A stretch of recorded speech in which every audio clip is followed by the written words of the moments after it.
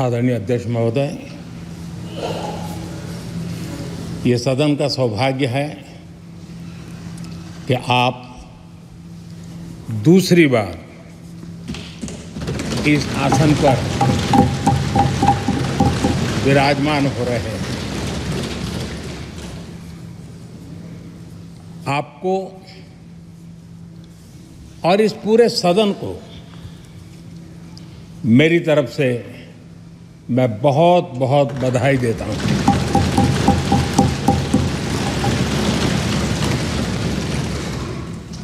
आदरणीय अध्यक्ष जी,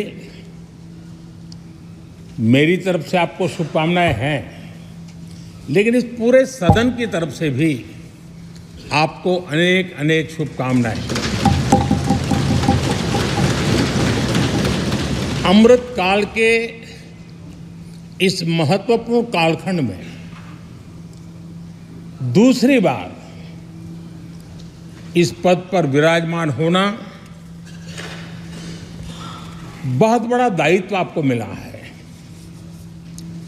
और आपका 5 वर्ष का अनुभव और आपके साथ हम लोगों का 5 साल का अनुभव, हम सबका विश्वास है कि आप आने वाले 5 साल हम सबका मार्गदर्शन भी करेंगे और देश की आशा अपेक्षाएं पूर्ण करने के लिए ये सदन अपना दायित्व निभाने में आपकी बहुत बड़ी भूमिका रहेगी।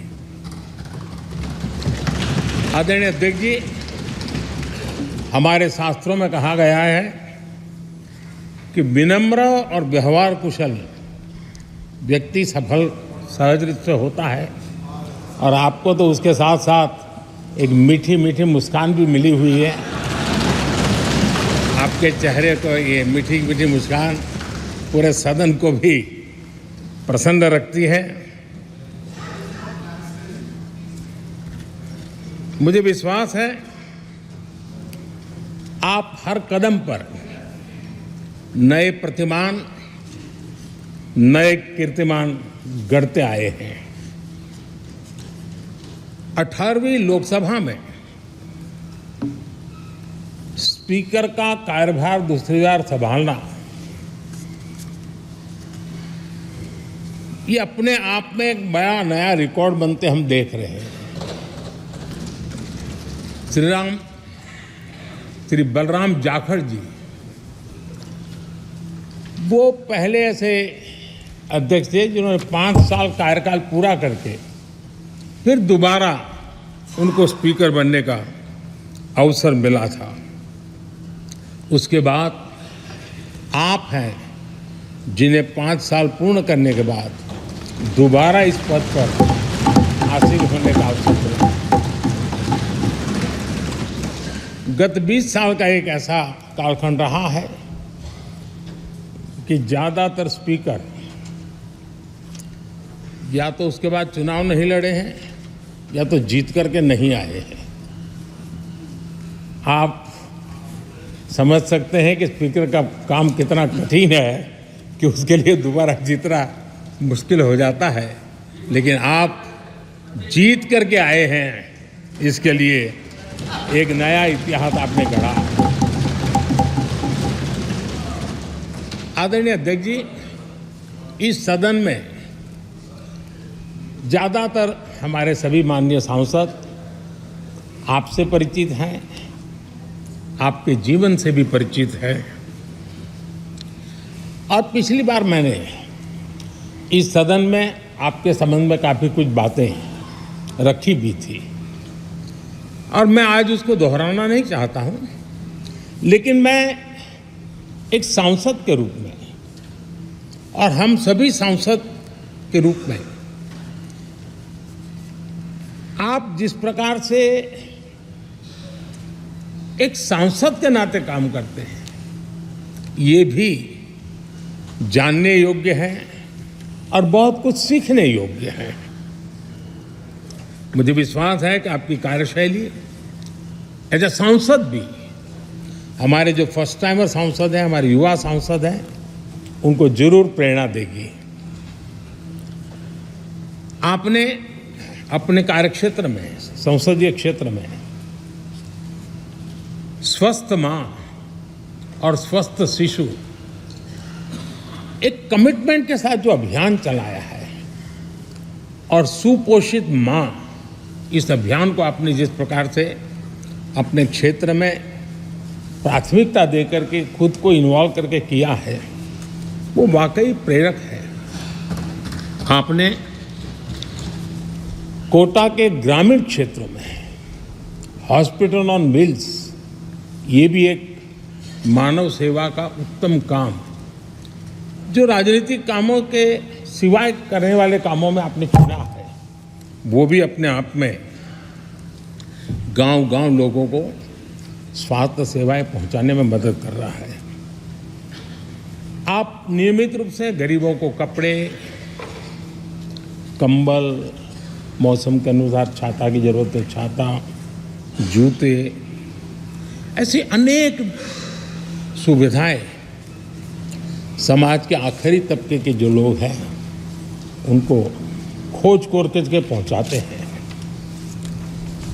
खेलों में प्रोत्साहन देना आपके क्षेत्र के युवकों में, ये आपने एक प्राथमिकता के रूप से काम उठाया है।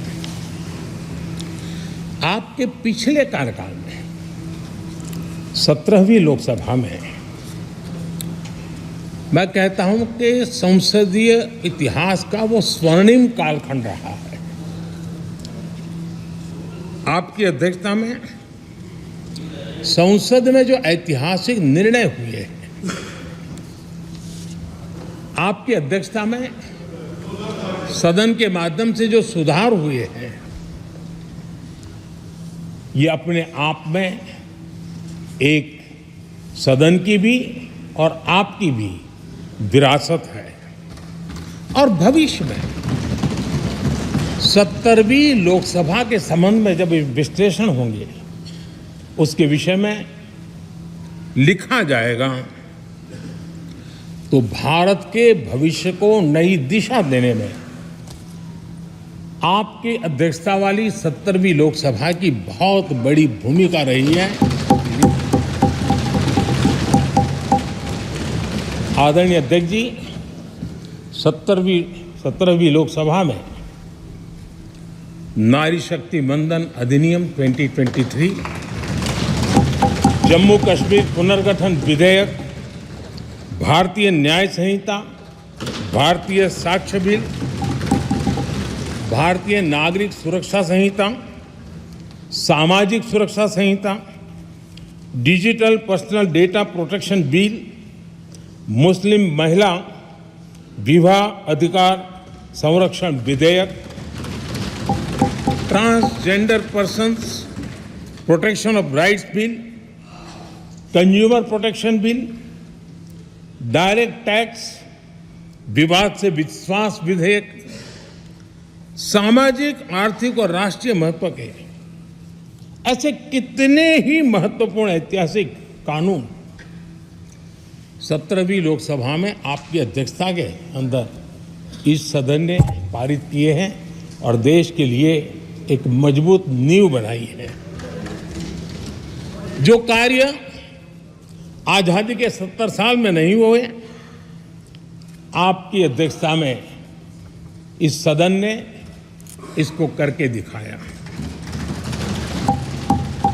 आदरणीय अध्यक्ष जी, लोकतंत्र की लंबी यात्रा में कई पड़ाव आते हैं। कुछ अवसर ऐसे होते हैं जब हमें कीर्तिमान स्थापित करने का सौभाग्य मिलता है। 17वीं लोकसभा में उपलब्धियां, मुझे पूरा विश्वास है देश आज भी और भविष्य में उसका गौरव करेगा। आज देश अपनी आकांक्षाओं की पूर्ति के लिए भारत को आधुनिक बनाने की दिशा में जब हर तरह से प्रयास हो रहे हैं, मैं मानता हूं कि ये नया संसद भवन भी अमृतकाल के भविष्य को लिखने का काम करेगा और वो भी आपकी अध्यक्षता में। नए संसद भवन में हम सबका प्रवेश आपकी ही अध्यक्षता में हुआ और आपने संसदीय कार्यप्रणाली को प्रभावी और जिम्मेदार बनाने का कई महत्वपूर्ण फैसले लिए हैं और इसलिए लोकतंत्र को मजबूती देने में मदद मिली है। लोकसभा में हम पेपरलेस डिजिटल व्यवस्था से आज काम कर रहे हैं। पहली बार आपने सभी माननीय सांसदों को ब्रीफिंग के लिए एक व्यवस्था खड़ी की। इससे सभी माननीय सांसदों को भी आवश्यक रेफरेंस मटेरियल मिला। उसके कारण सदन की चर्चा अधिक पुष्ट हुई और ये आपका एक अच्छा इनिशिएटिव था जिसने सांसदों में भी विश्वास पैदा किया। हाँ, मैं भी कुछ कह सकता हूँ, मैं भी अपने तर्क दे सकता हूँ। तो एक आपने अच्छी व्यवस्था को विकसित किया है। आदरणीय अध्यक्ष जी, G20 भारत की सफलता के एक महत्वपूर्ण पृष्ठ है, लेकिन बहुत कम चर्चा हुई है, वो है P20 और आपके नेतृत्व में G20 देशों के जो पीठासीन अधिकारी हैं, स्पीकर्स हैं, उनका सम्मेलन आपकी अध्यक्षता में हुआ और अब तक P20 के जितने सम्मेलन हुए हैं उसमें ये ऐसा अवसर था कि दुनिया के सर्वाधिक देश आपके निमंत्रण पर भारत आए और बहुत ही उत्तम प्रकार के निर्णय उस समिट में हुए और उसने विश्व में भारत की लोकतंत्र की जो प्रतिष्ठा है उसको गौरव देने में बहुत बड़ा रोल अदा किया है। आदरणीय अध्यक्ष जी, ये हमारा भवन ये सिर्फ 4 दीवारें नहीं है। हमारा ये संसद 140 करोड़ देशवासियों की आशा का केंद्र है।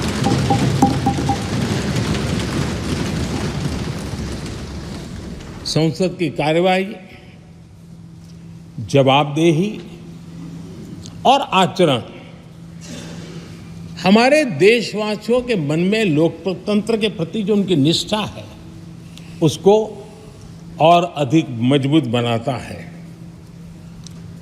आपके मार्गदर्शन में 17वीं लोकसभा, उसकी प्रोडक्टिविटी 25 साल के हाईएस्ट लेवल पर 97% रही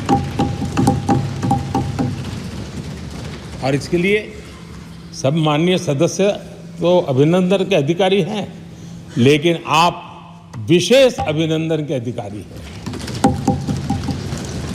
कोरोना जैसे मुश्किल कालखंड में आपने हर सांसद से व्यक्तिगत फोन पर बात करके उनका हाल पूछा।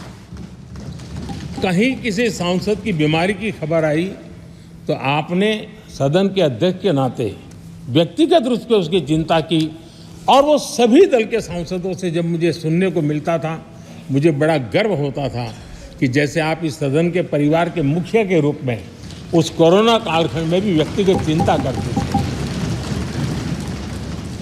कोरोना काल में भी आपने सदन का काम रुकने नहीं दिया।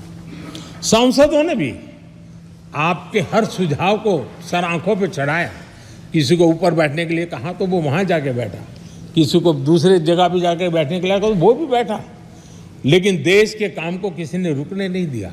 लेकिन आपने ये जो फैसले किए उसका परिणाम है कि हम उस कठिन कालखंड में भी कार्य कर पाए। और ये खुशी की बात है कि कोरोना काल में सदन ने 170% प्रोडक्टिविटी, ये अपने आप में दुनिया के लिए एक बहुत बड़ी खबर है। आदरणीय अध्यक्ष जी, हम सब चाहते हैं कि सदन में आचरण, सदन के नियमों का पालन हम सब करें। और आपने बड़े सटीक तरीके से, संतुलित तरीके और कभी कभी कठोरता के साथ भी फैसले लिए हैं। मैं जानता हूं कि ऐसे निर्णय आपको पीड़ा भी देते हैं, लेकिन सदन की गरिमा और व्यक्तिगत पीड़ा के में आपने सदन की गरिमा को पसंद किया और सदन की परंपरा को बनाने का प्रयास किया। ये साहसपूर्ण काम के लिए भी आदरणीय अध्यक्ष जी, आप अभिनंदन के अधिकारी हैं। मुझे विश्वास है आदरणीय अध्यक्ष जी, आप तो सफल होने ही वाले हैं, लेकिन आपकी अध्यक्षता में ये 18वीं लोकसभा भी बहुत सफलतापूर्वक देश के नागरिकों के सपनों को पूर्ण करेगी। मैं फिर एक बार आपको इस महत्वपूर्ण दायित्व के लिए और देश को विकास की नई ऊंचाइयों पर ले जाने वाले इस सदन की अध्यक्षता के लिए हृदय से बहुत बहुत शुभकामनाएं देता हूं, बहुत बहुत बधाई देता हूं। श्री राहुल गांधी जी